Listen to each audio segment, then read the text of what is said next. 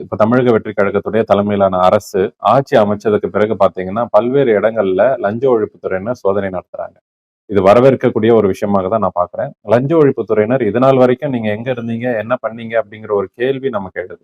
இது நாள் வரைக்கும் ஏன் வேலை செய்யல, இது நாள் வரைக்கும் நீங்க இந்த மாதிரியான நடவடிக்கைகள்லாம் ஏன் எடுக்கல, வெறும் மக்கள் புகார் கொடுத்தா மட்டும்தான் நாங்க அதன் மீது நடவடிக்கை எடுப்போம் அப்படின்னு இருந்த லஞ்ச ஒழிப்புத்துறையினர் இன்னைக்கு எல்லா டிபார்ட்மெண்ட்லயும் நுழையிறாங்க. அதுவும் டாப் 5 டிபார்ட்மெண்ட் எங்கெல்லாம் லஞ்சம் அதிகம் வாங்கப்படுமோ அங்கெல்லாம் இந்த பத்திரப்பதிவுத்துறை, ஆர்டிஓ ஆபீஸ், நகராட்சி, மாநகராட்சி, பேரூராட்சி, இந்த பஞ்சாயத்து ஆபீஸ், இங்க எல்லா இடத்துலயும் போறாங்க. இப்ப அடுத்தடுத்த டிபார்ட்மெண்ட் போறாங்க.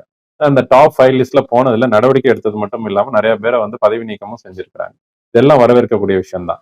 லஞ்ச ஒழிப்புத்துறை இதுவரைக்கும் வந்து உங்களுக்கு வந்து ஒரு நேர்மையான ஒரு ஆட்சியோ, நேர்மையான ஒரு தலைமையோ இல்லாம இருந்திருக்கலாம். நீங்க செய்யக்கூடிய செயல்களை அவங்க தடுத்திருக்கலாம். அதனால உங்களால வேலை செய்யாம இருந்திருக்கலாம். அதெல்லாம் எங்களால ஏற்றுக்கொள்ள முடியுது. ஆனா இது நாள் வரைக்கும் லஞ்ச ஒழிப்புத்துறையில புகார் கொடுத்தாதான் நாங்க வந்து நடவடிக்கை எடுப்போம். யாராவது வந்து லஞ்சம் வாங்குறாங்கன்னு வந்து உங்கள்கிட்ட சொன்னாதான் நடவடிக்கை எடுப்போம். இல்லைன்னா நாங்க அமைதியா இருப்போம். அந்த பாணியா, அந்த போக்க தயவு செஞ்சு வந்து மாத்திக்கணும்ன்றதுதான் என்னுடைய ஒரு தாழ்மையான ஒரு வேண்டுகோள்.